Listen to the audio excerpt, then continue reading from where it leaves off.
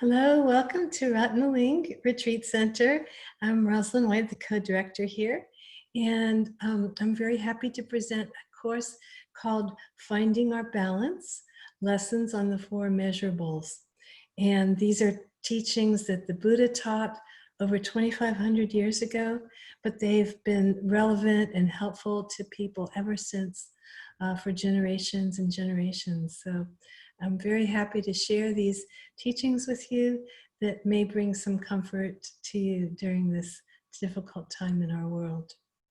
So I'm going to share my screen with a PowerPoint presentation, which I've created to help us with learning this information. So here we are. I'm going to be sharing this. Okay, so our course once again is called Finding Our Balance, Lessons on the Four Immeasurables. And then we have a list of the four immeasurables, and these are said to be things that help us to develop a kind heart. And there's a wonderful story about one of the great Buddhist teachers named Atisha.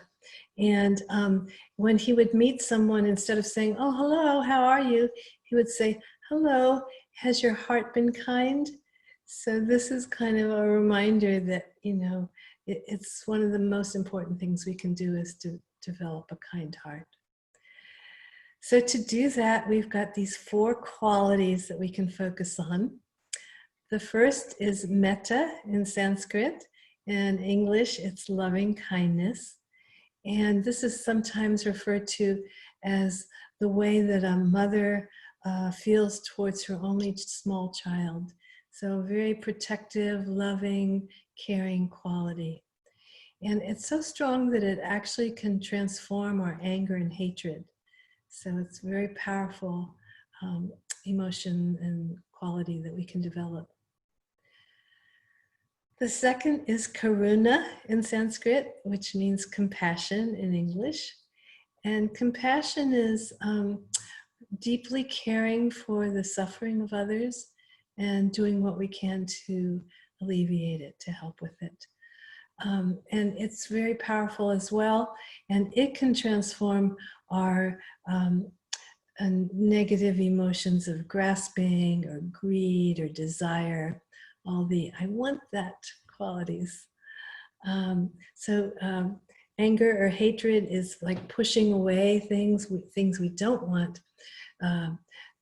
Grasping or desire is kind of pulling the things towards us that we do want.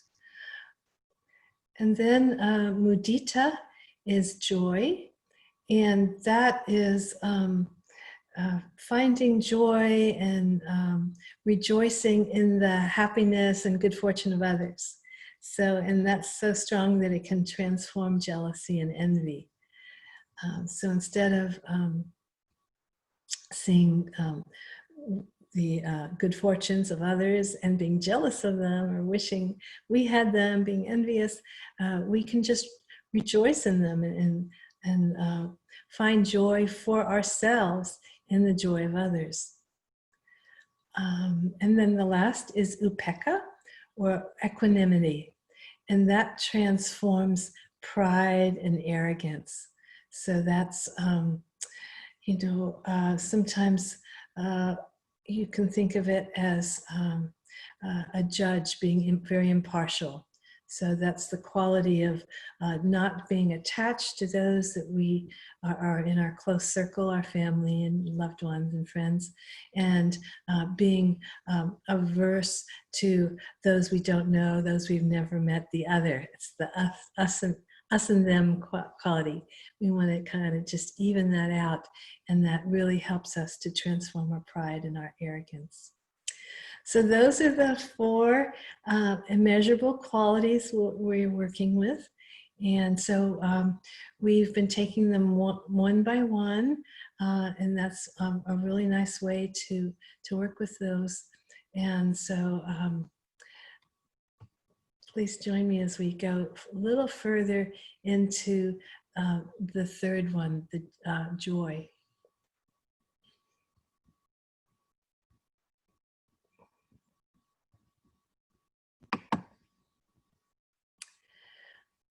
But before we go into the joy, I'm going to show this slide that shows a mandala. And so that's an art form in the Tibetan tradition that helps act as a guide to how we can transform our consciousness. So the mandala actually shows a celestial realm, a celestial palace, where there's a deity symbolically residing in the center there. And then there's beyond the center there, where you see the like stylized lotuses with the little ritual daggers on it. There's a section of the palace, which is the squares represent a palace, that's divided into 4 quadrants. So you'll see at the top is red, on the right is yellow, on the bottom is white, and to the left is green. So those represent the 4 directions, north, south, east, and west, and the qualities that each direction represents. So each direction has a color and an element associated with it. It also has an emotion, a negative emotion, a positive quality, and there's also even a Buddha family associated with each direction as well. So we're just right now going to be focusing on the negative emotion and the positive qualities associated with each of those directions. So generally one enters the mandala from the bottom. So we would start in the east. At the bottom is the east and the top is west. So in the east, we have the color white. And that, in its negative manifestation, represents anger. And then when it's transformed, it becomes loving kindness. And then if we go to the west, which is opposite from the white, we see the red quadrant. Excuse me.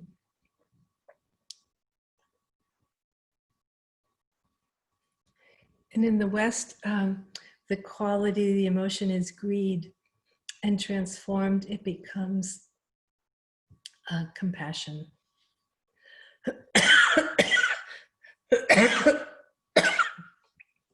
Sorry.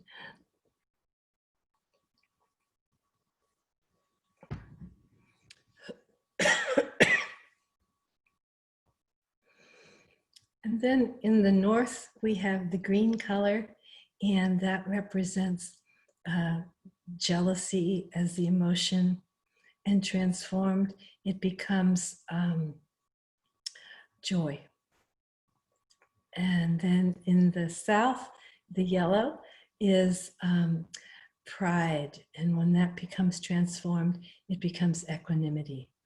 So this is just kind of showing us that it's really possible to transform our consciousness, our awareness, our lives from manifesting these negative emotions, the ignorance, the greed, the anger, the jealousy, pride.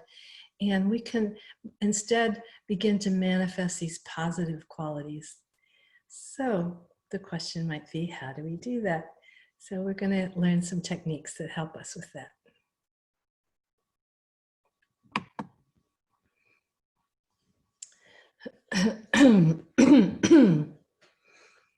So for joy, it helps to begin to think about times we might have been jealous or envious.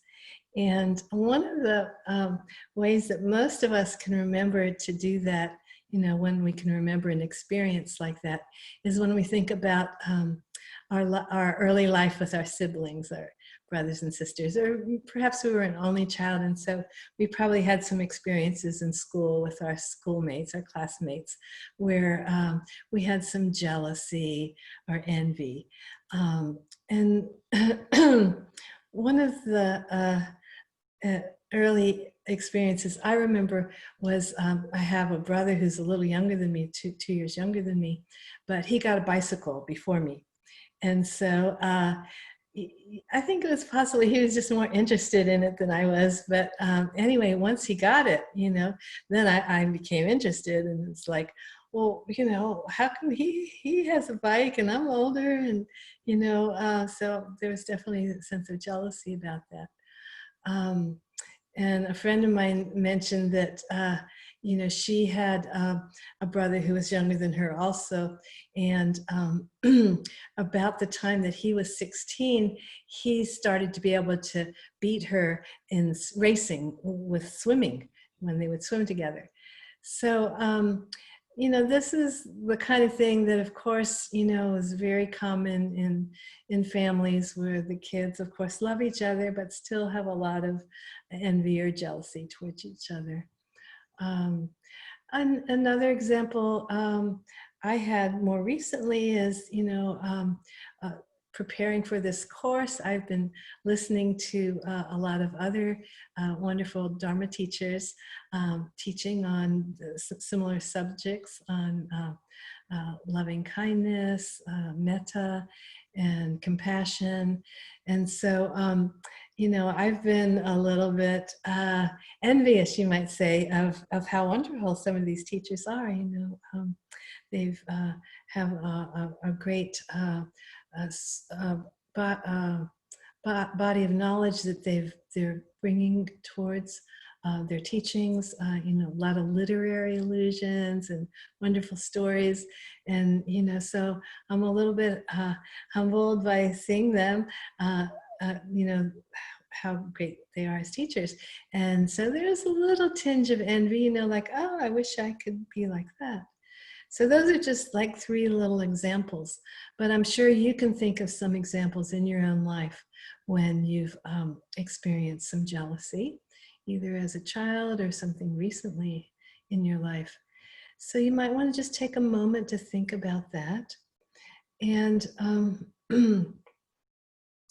once we do have these experiences of envy or jealousy, it's interesting to look at it that there's actually 2 aspects to that.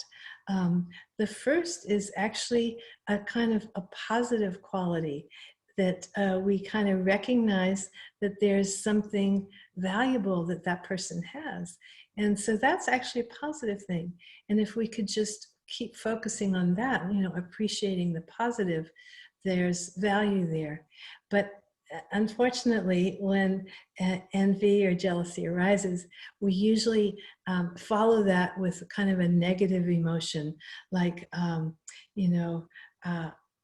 that person has a wonderful quality, but, I don't think it's fair that they have it, or I, uh, I'm angry that they have that and I don't, that sort of thing. So it's kind of the positive recognition of the quality, but the negative of not wanting them to have it.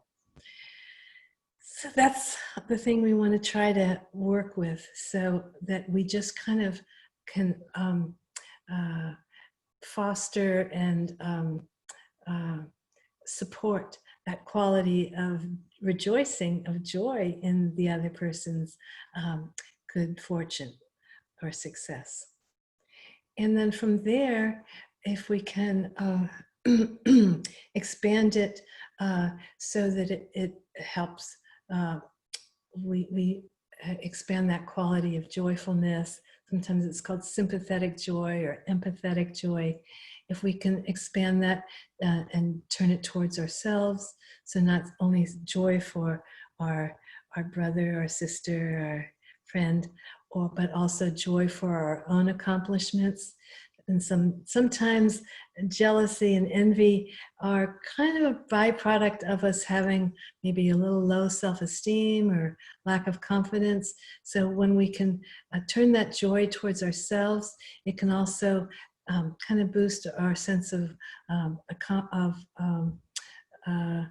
confidence. And that's a very positive thing, as long as we don't let it go too much towards pride. They talk about that in the Buddhist text, that confidence is good as long as you don't, overdo it and go towards the pridefulness. And then we can also direct that empathetic or sympathetic joy to all beings, even those who we may not get along with, our colleagues at work that we, sometimes get along with, sometimes don't, or if we have anybody that we consider an enemy, or even just strangers, people we've never met. We can turn that sense of sympathetic joy or empathetic joy towards all those beings that we've never met. And then from that, we can expand it even further so that it touches all the beings in the universe. Human, animals, insects, those lovely, cute animals, and the nasty, kind of difficult animals for humans. All of those, all beings in the world, we want to spread our joy to them as well. So that's a little bit the techniques that we can use to transform our lives from a circle of emotions, all those negative emotions we talked about, into these positive qualities. So that's what we have to work with here. Oops. Sorry, I skipped one. Okay, so this is just a little technique that we kind of worked out here at Ratnaling to help with this transformation of emotions that we need to work with. And you can use them for any of the four that we talked about. Any of these four measurables can transform using this technique. So for this particular emotion of jealousy, we can use this technique to help turn it into joyfulness.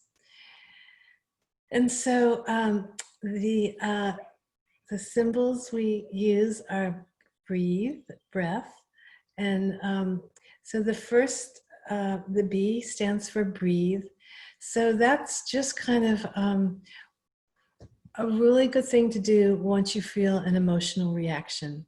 So let's say, I see a wonderful teacher just gave a wonderful lecture and I'm so inspired by it, but I'm also a little bit jealous, like, oh my gosh, I wish I had gone on and gotten my PhD so I would be as erudite as that wonderful teacher. I wish I had, spent 20 years meditating like he or she had so that I could be a better teacher. Whatever. It helps to just stop and take a breath. So,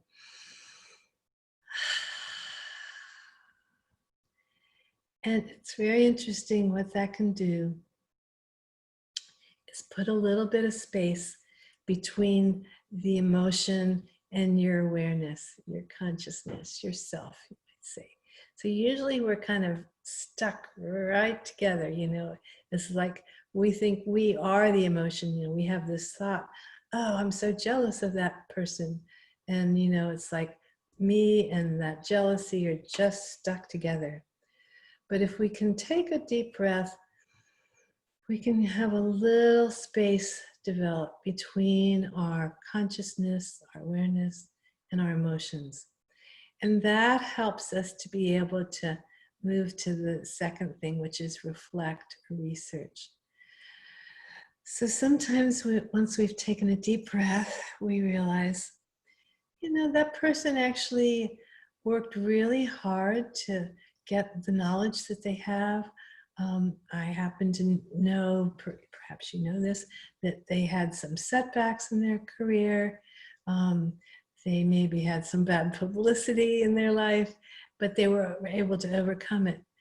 So anyway, just this kind of thing helps us like put a little bit of space between that emotion, that jealousy. So instead of like, that person has wonderful qualities, but I don't want them to have it. I want to have those qualities. I don't want them to have it. we can start to see, okay, maybe they really earned this. They worked really hard. They had ups and downs, etc. So we start to understand the broader story instead of just the immediate reaction. And then comes E for evaluate or empathize. So once we've thought about the situation a little more, then we can kind of evaluate. It's like, yeah, you know, I'm being a little bit silly being jealous of this person. They actually maybe had a much harder life than I did, you know, and I'm kind of trying to take their accomplishments, even though they've earned it the hard way. So that kind of thing where we kind of start to think, well, was my reaction really, did it really make sense? Well, maybe it didn't make so much sense. Maybe it makes more sense to feel joy for this person, or admiration or happiness that they've achieved what they have achieved. And then the next one is A for act.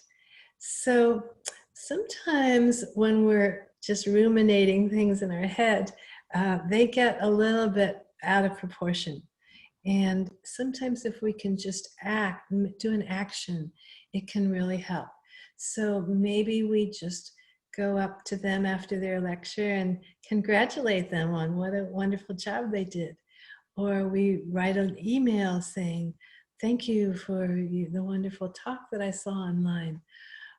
Or maybe we post something on their website or their Facebook page or their chat, you know, that went with their lecture, saying, wonderful lecture, you know, I learned so much, I was very inspired. So sometimes just doing something can get us out of that kind of circle in our minds where we go round and round. The next one is thank.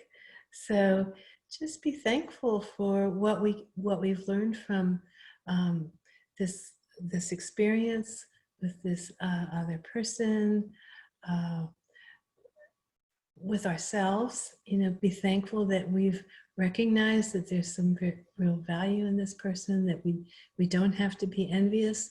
We can just be joyful and happy about what they've accomplished and who they are. And then lastly, help. So that can mean many things. It can mean that we're helping ourselves by doing this. Or perhaps we can help the other person who we felt envious or jealous towards. Sometimes that's a really nice way to counteract a negative reaction we have with someone, is to do something positive. So an example, you know, after the lecture, you know, offer to get them a glass of water, or, you know, piece of cake if there's a reception or something. You know, making a gesture of helpfulness towards the person that we had some problem with.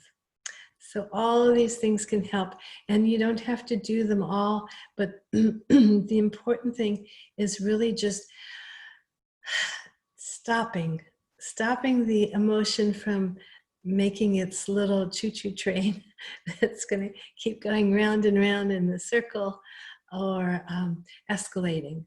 So we want to stop the emotion right when it starts. Take a deep breath and then reflect, you know, does this really make sense? Do I really need to be following these patterns?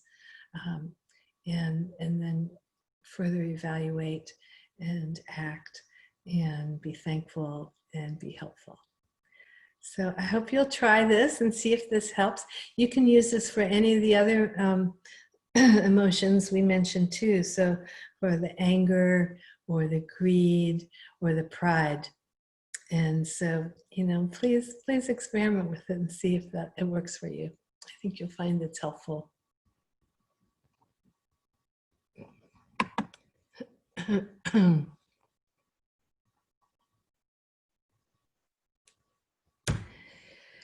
So the next thing we're going to do is a little exercise. It's called Kumne. Kumne is Tibetan style of yoga. And there's many different Kumne exercises. And our teacher, Tartang Tulku, wrote a book with many of these wonderful exercises in it. And they're really designed to help us get into a more meditative state so that we can meditate more easily. And so they relax the body and they help integrate the body and the breath and the mind. So for this particular exercise, we're going to be standing with our feet about hip distance apart, and our arms are going to be down at our sides, palms touching our thighs. And we're going to start with a nice deep breath. And then we're going to let our arms gradually lift up from our sides, keeping the palms facing down. And as the arms come together overhead, the palms will be facing out. And then we're going to take a nice stretch up to the sky. Deep breath into the belly and the chest. And slowly let them out. Slowly let out the air as we slowly let our arms come down to our sides.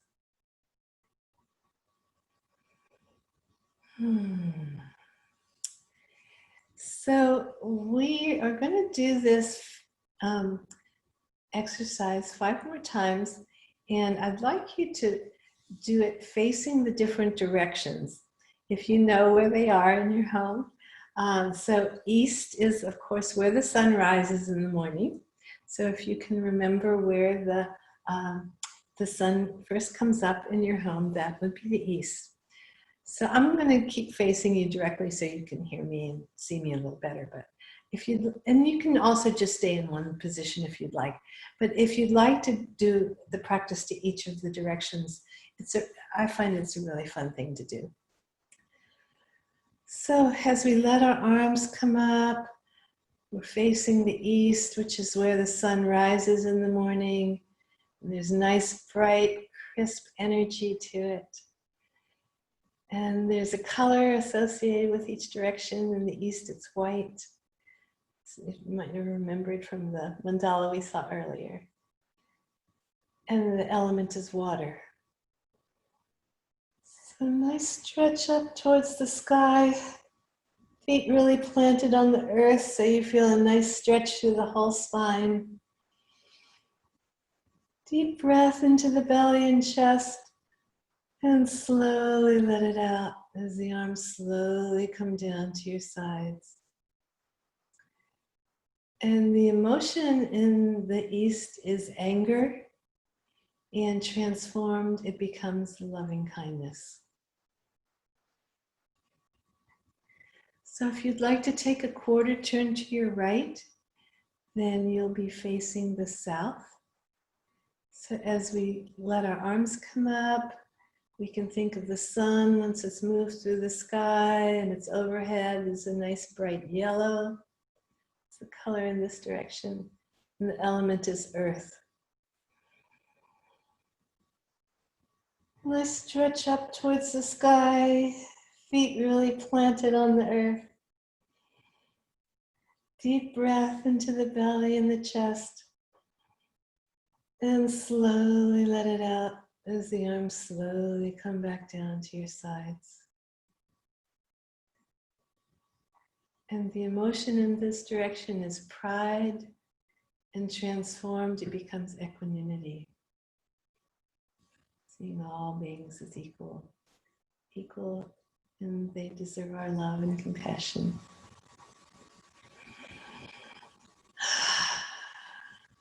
So now if you'd like, you can take a quarter turn to your right once again, and you'll be facing the west. So as your arms come up, you can think of the beautiful reds of the sunset. That's the color in this direction. The element is fire. A nice stretch up towards the sky. Feet really planted on the earth. Deep breath into the chest and the belly. And slowly let it out as the arms slowly come back down to your sides.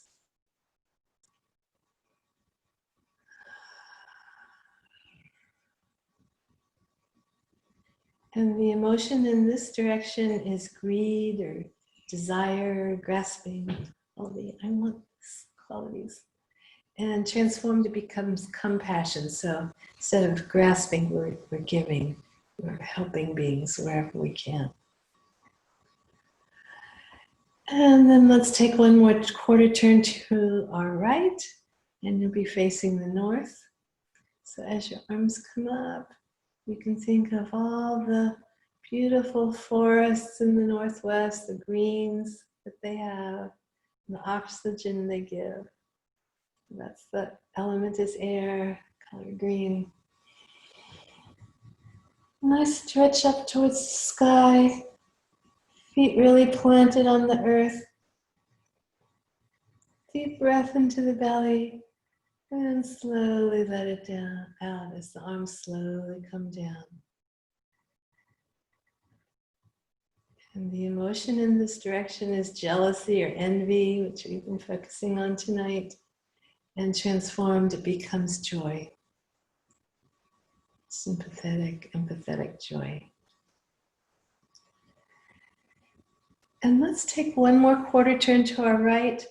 We'll be facing the east, but we're going to be focusing on what's called the center direction. And so that's all the space above us and below us as far as we can imagine. So you could go ahead and let your arms come up from your sides. And this color in the center is blue, the deep royal blue. And the element is ether, so like the atmospheric quality.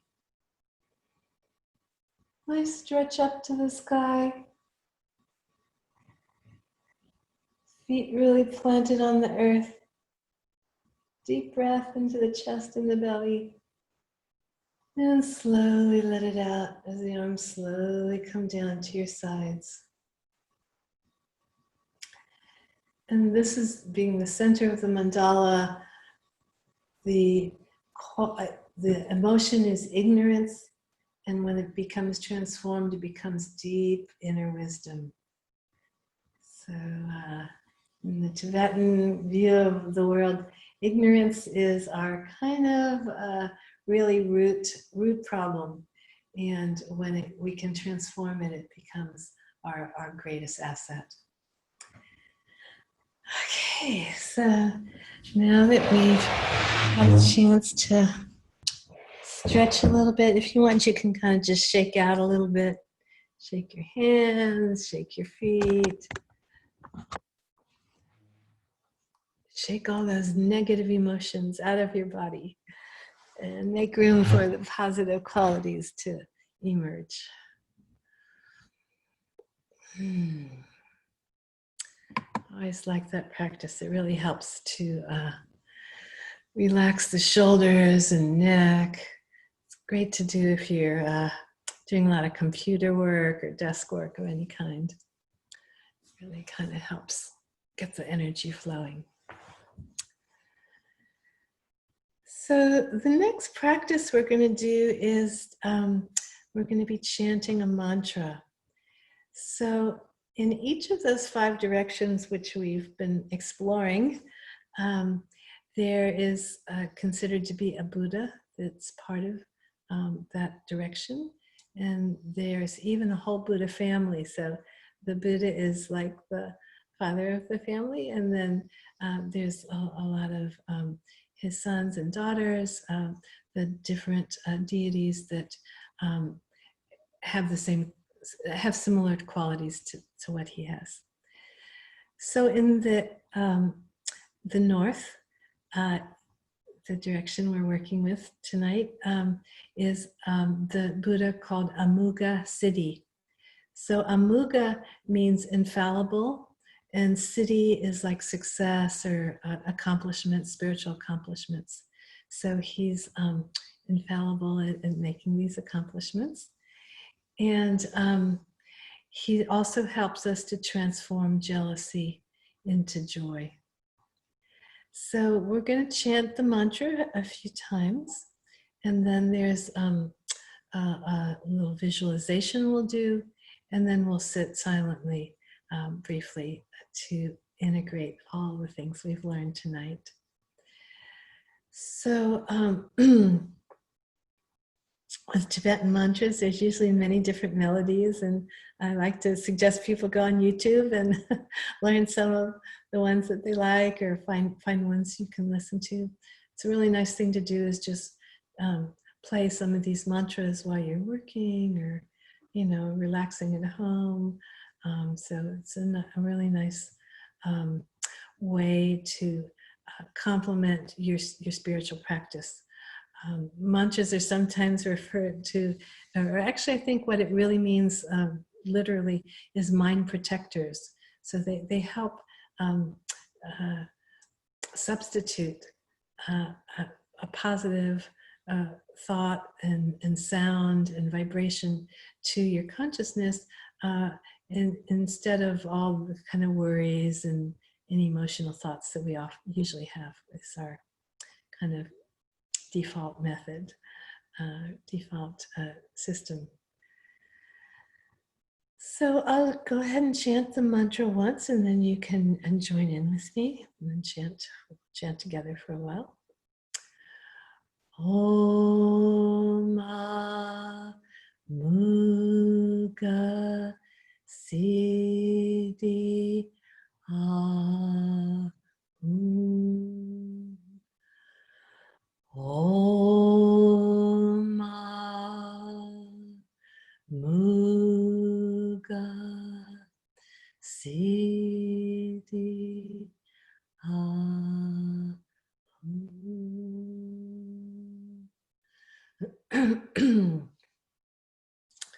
Om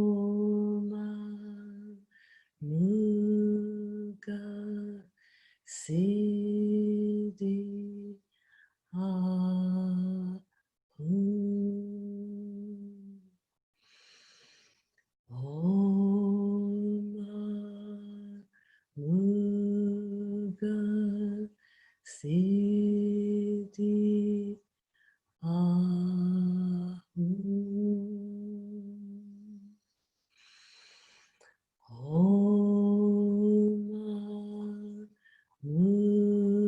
Muga Siddhi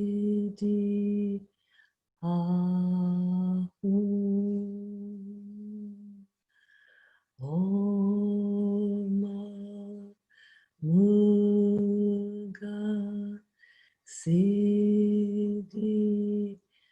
Ahum. Om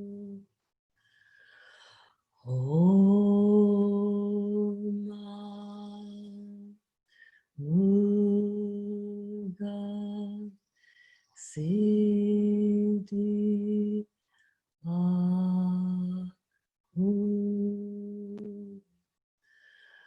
Om Muga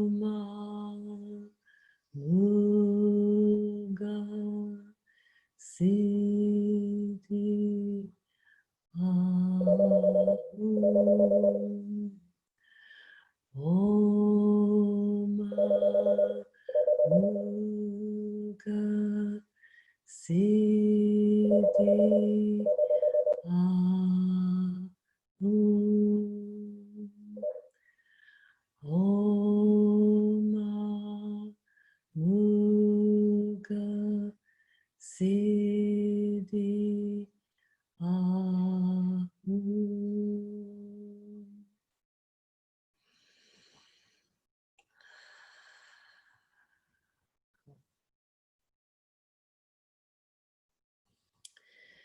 So if you'd like, you can visualize this beautiful green light coming into the crown chakra at the top of your head, flowing into the head and throat, down into the shoulders and chest, to your arms and hands, to your torso, your thighs and knees and calves and feet, filling your whole body with this beautiful, peaceful green light. And you can imagine that light expanding beyond into the universe, touching all the beings with this very peaceful, beautiful green light.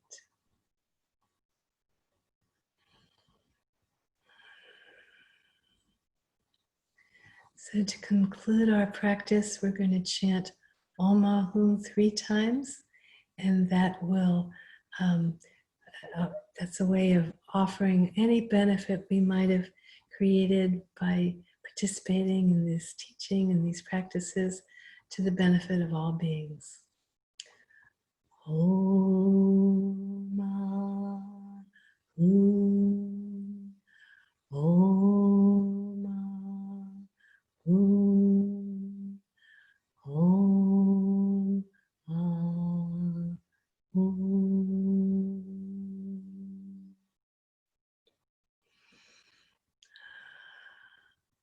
Thank you very much for joining me for this practice.